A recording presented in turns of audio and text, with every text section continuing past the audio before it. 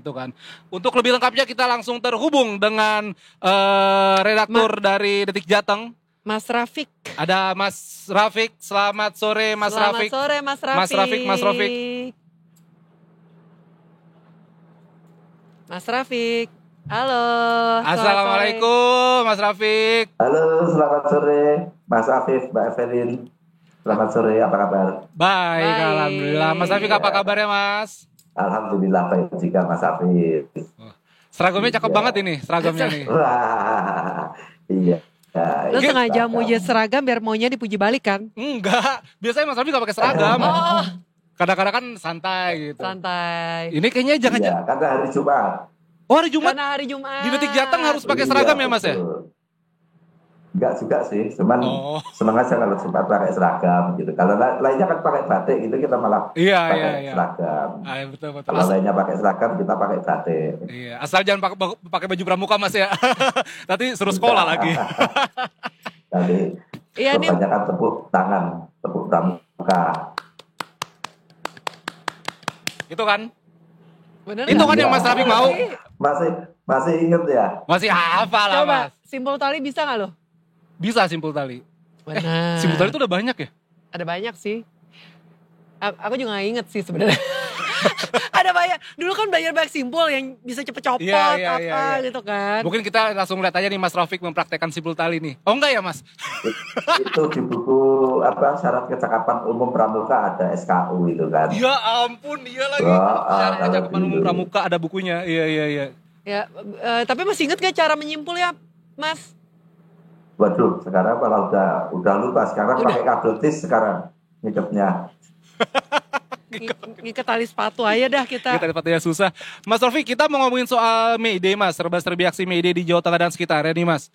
Kita dari yang paling ini dulu kali ya, yang paling dalam tanda kutip mencekam gitu Mas. Terjadi aksi di Semarang yang mana ada kerusuhan oleh sekelompok orang-orang berbaju hitam. Yep. Itu gimana Mas ceritanya Mas?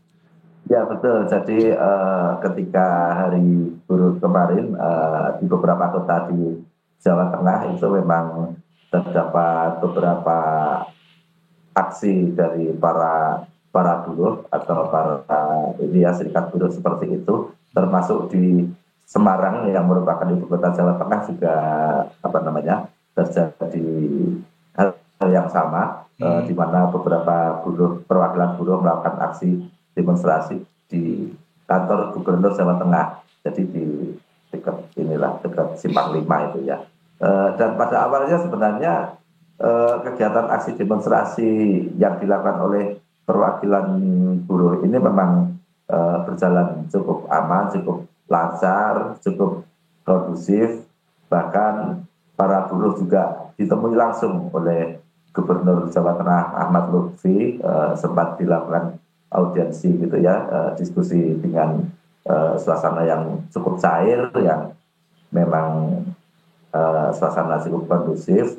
Namun ketika acara tersebut sudah mau selesai, tiba-tiba ada beberapa sekelompok orang yang memang melakukan aksi yang sama dengan tensi yang lebih tinggi semacam itu, sehingga membuat aparat keamanan harus melakukan pengamanan agar tidak terjadi gesekan juga antara massa yang baru datang dengan massa yang sudah demo di awal. Kemudian pada akhirnya karena aksi terus menjurus ke anarkistis, ada vandalisme semacam itu, aparat kepolisian kemudian harus mengambil tindakan tegas dengan melakukan pembubaran secara paksa kepada para peserta demo yang kelompok yang baru datang itu, yang berbaju hitam-hitam itu, dilakukan pembubaran dengan seperti penyemprotan water cannon semacam itu, dan ada belasan orang yang sempat diamankan oleh kepolisian dan dibawa ke kantor polisi. Tapi secara umum sebenarnya situasi yang memang sedikit ricuh ini memang sebenarnya tidak berdampak ke tempat-tempat selain di lokasi demo, artinya tidak menjalar ke tempat lain, dan itu hanya terjadi di lokasi demo dan hanya terjadi di kelompok yang memang baru datang tersebut. Oke, terus juga aku buka juga di Mas Titik Jateng, katanya Gubernur Lutfi juga menemui massa buruh begitu Mas ya, dan akan mengkaji 9 tuntutan aksi itu Mas. Itu pertemuannya bagaimana Mas? Ya, jadi memang pada awalnya memang demo tadi berjalan dengan cukup kondusif, apalagi Gubernur juga bersedia untuk menemui para demonstran dan menerima apa yang menjadi tuntutan dari para buruh semacam itu, sehingga sebenarnya aksi yang terjadi di Semarang itu relatif aman dan terkendali semacam itu. Sebenarnya cukup aman, cukup terkendali. Demonstran juga cukup puas karena Gubernur juga bersedia untuk bertemu, berdiskusi, beraudiensi semacam itu. Jadi demonstran juga menyerahkan apa yang menjadi tuntutan dari para buruh yang ada 9 poin ini. Oke, jadi intinya berakhir dengan aman semuanya, ya, walaupun kondusif sempat lah. ada ricuh di awal. Aman hingga pada akhirnya ada kelompok yang datang itu, ada yang membuat aksi anarkistis, sehingga aparat harus membuat semacam perimeter pembatas antara masa aksi yang memang semula sudah datang, sudah cukup kondusif itu dengan masa aksi yang baru datang dan membawa tensi yang lebih tinggi ini. Polisi harus membuat semacam pemisah gitu kan, biar tidak terjadi gesekan. Dan ya akhirnya yang kelompok yang baru datang ini mungkin memang agak susah dikendalikan gitu ya, sehingga aparat harus melakukan tindakan tegas. Dan dari 9 tuntutan itu Mas, beberapa diantaranya adalah masyarakat buruh meminta untuk menyetop PHK begitu Mas ya, dan menolak sistem kerja outsourcing begitu ya Mas? Iya betul, itu 2 tuntutan yang paling atas. Ada 9 tuntutan, memang yang paling awal memang menyerukan untuk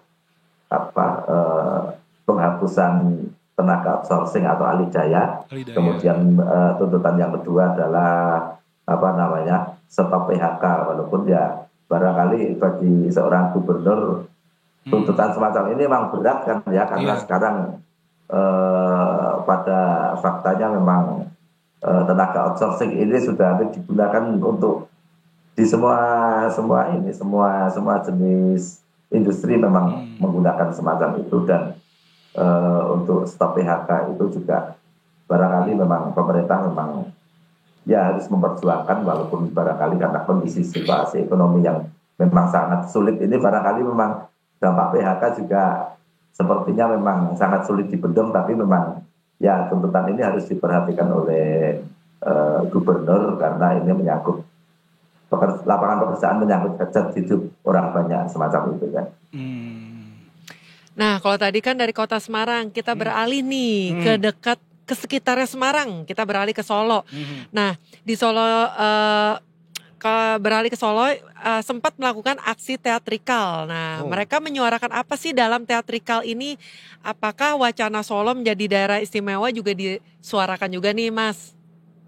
Sebenarnya kalau wacana Solo menjadi daerah istimewa ini memang tidak masuk di dalam aksi demo tersebut. Ya? Iya, tapi karena ya Solo memang dikenal sebagai kota seni, kota budaya semacam itu, memang para masyarakatnya juga akhirnya ketika melakukan aksi demo ini, mereka juga memberikan sentuhan-sentuhan seni, sentuhan-sentuhan budaya dalam aksinya. Mereka menggunakan pakaian tradisional dan melakukan aksi teatrikal. Dan tidak hanya aksi teatrikal, mereka juga bagi-bagi sayur-mayur kepada para pengguna jalan di depan Balai Kota Solo.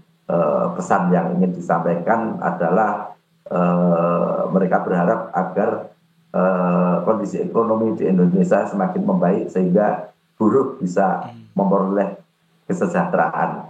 Nah, pesan itu disampaikan melalui aksi teatrikal dan bagi-bagi sayur itu kepada masyarakat. Oke. Bahkan ini sebenarnya ini bisa dibilang nyindir begitu Mas ya, bagi-bagi sayur, karena penjualan sayur di Solo itu lagi penurunan katanya gitu Mas ya. Sebenarnya kalau menurut sih karena kemarin suasana Lebaran ya. Oh iya iya Suasana iya iya. Lebaran Iya. sehingga ini ketika Lebaran sudah Selesai selesai, ya. terasa memang Ada penjualan, penurunan.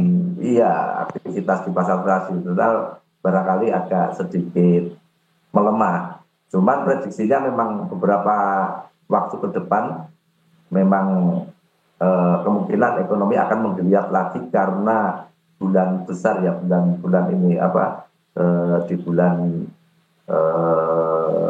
Idul Kurban itu Iya, biasanya bulan banyak haji orang ya. punya hajat. Iya, Hmm. kalau orang Jawa terutama orang Solo itu menganggap bulan haji itu bulan yang baik untuk apa, punya hajat, menikahkan anak semacam itu. Oh, Sehingga oke. biasanya pasar tradisional akan ramai sekali ketika bulan besar atau bulan haji itu. Berbeda nanti kalau pas bulan Muharram atau bulan Suro, Hmm. itu akan sangat sepi karena pantangan orang-orang di Jawa, terutama di Solo dan sekitarnya itu punya hajat di bulan Suro atau bulan Muharram itu pantangan. Jadi memang sebulan itu barangkali tidak ada orang menikah itu ya kalau di daerah sini. Iya, iya, Iya suro, bulan betul. suro, benar-benar. Iya. Iya betul. Ya ini juga apa katanya sayurannya juga sempat jadi rebutan warga sekitar juga ya? Waduh, Iya, ya, pengguna-pengguna jalan kan Sayur aja direbutin, iya gimana betul daging? sayur. Ada sayur mayur walaupun balai kota juga dekat lokasi demo itu dekat pasar, tapi ketika ada pembagian sayur mayur yang gratis masyarakat juga tertarik juga. Sebenarnya mereka penasaran sih, penasaran ini acara apa bagi-bagi sayur mayur semacam itu karena nggak lazim juga ketika apa namanya demo Maide para buruh bagi-bagi sayur mayur gitu kan memang memang tidak lazim ya terjadi sehingga membuat masyarakat penasaran dan tertarik mendekat dan pada akhirnya mereka juga berebut sayur yang mereka bagikan. kok kalau tahun lalu nggak begitu Mas ya di Solo ya? Belum ada aksi Iya, ini ya? iya betul. Ketika setiap aksi biasanya mereka melakukan aksi teatrikal atau apa ya, mencuri perhatiannya dengan cara yang berbeda-beda gitu. Oh, dan sekarang bagi-bagi sayur, menarik sih. Bentar lagi mungkin Iya, bagi-bagi buah ya. Bisa iya, bagi sayur, Bagi-bagi bagi buah, buah. Nanti bagi-bagi gado-gado kayaknya. gado-gado, iya. Udah semuanya jadi Sambil kita bagi-bagi bagikan. pulsa gitu. Bagi-bagi pulsa. Nanti Bagi mau minta pulsa Mas, jangan. apa aja pokoknya dibagikan kita ambil, Kita kita ambil. gercep-gercepan. Nah kalau tadi dari Solo ini kan juga ada yang cukup menarik nih Mas ya dari Jogja. Hmm. Para buruh menuntut kenaikan UMP menjadi 4,5 juta dari yang sebelumnya 2 juta, sekitar 2.200.000 lah. Nah apakah tuntutan ini memungkinkan untuk direalisasikan? Memang cukup ironis memang di Pulau Jawa ini termasuk di Yogyakarta kan sebenarnya merupakan ya salah satu dari 5 upah minimum provinsi yang terendah di Indonesia kan. Mereka upah minimum provinsinya kalau nggak salah hanya di angka sekitar 2,1 juta. Jauh sekali barangkali kalau dibandingkan dengan Jakarta kan ya. Dengan pada saat ini biaya hidup di Yogyakarta itu juga sudah cukup tinggi, hampir seperti di ibu kota atau di kota besar yang lain, sehingga memang buruh ini memang berharap ada perbaikan kehidupan mereka dengan menaikkan upah minimum provinsi ini semacam itu. Jadi mereka menganggap angka upah minimum provinsi yang saat ini berada di kisaran 2,1 juta per bulan itu memang sudah tidak realistis untuk hidup para buruh, terutama buruh yang memang sudah berkeluarga, sudah punya anak, semacam itu. Cuman ya barangkali memang bagi sektor usaha sendiri juga akan sangat keberatan atau kesulitan ketika upah minimum ini memang harus dinaikkan semacam itu. Dan ya tarik ulur semacam itu memang selalu terjadi kalau di masalah upah minimum. Ini sih dari 2,2 ke 4,5 sih lumayan loh. 50% naiknya. Iya. Tapi sepertinya bukan rahasia lagi Mas Rafiq ya. Kalau di Jogja tuh begitu loh. Jadi beberapa temanku dulu gitu, mungkin beberapa dari mereka itu kerja di hotel begitu Mas Rafiq. Dan mereka bilang, gue mendingan kerja jadi karyawan biasa di Jakarta dibanding jadi manajer di Jogja. Karena gajinya UMP-nya kecil begitu Mas ya. Itu bosnya udah bukan rahasia umum begitu Mas ya. Banyak kasus seperti itu ya Mas.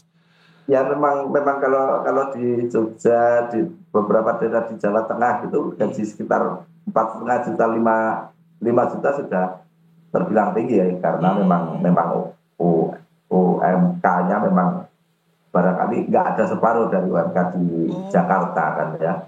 Dan apalagi di Jogja yang memang kota pelajar, yang memang orang dari berbagai daerah kuliah di Jogja dengan membawa segala gaya hidupnya, membuat biaya hidup di Jogja sebenarnya terhitungnya sudah cukup tinggi kalau saat ini.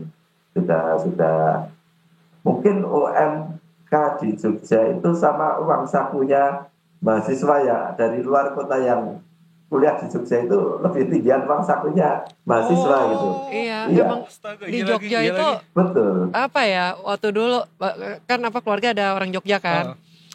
Tiap kali waktu itu pernah nih ke Jogja bayar parkir gitu kan, maksudnya minta tolong divalein, dikasih 10.000 tuh udah kayak bos besar.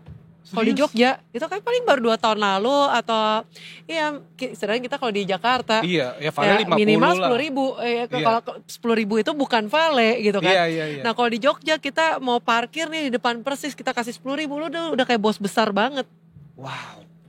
Dan di Jogja kayak maksudnya lu masih bisa makan 10.000 gitu loh, dapet Kenyang. soto gitu, tempe. Sampai Masih banyak lah minum kayak 2.000-an, 3.000-an. Gue lumayan sering ke Jogja sih. Biaya hidupnya ya begitu Mas Rafiq, masih kalau biaya hidup kalau untuk makan memang sebenarnya cukup murah. Nasi kucing gitu, nasi apa? Ya kalau nasi kucing emang murah sih, namanya juga nasi kucing.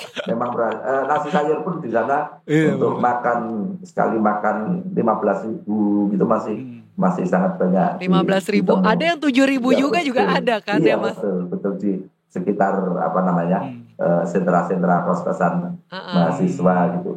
Tapi kalau sudah sedikit menyentuh ke gaya hidup, memang Jogja memang sudah terhitung mahalnya luar biasa gitu. Karena apa ya?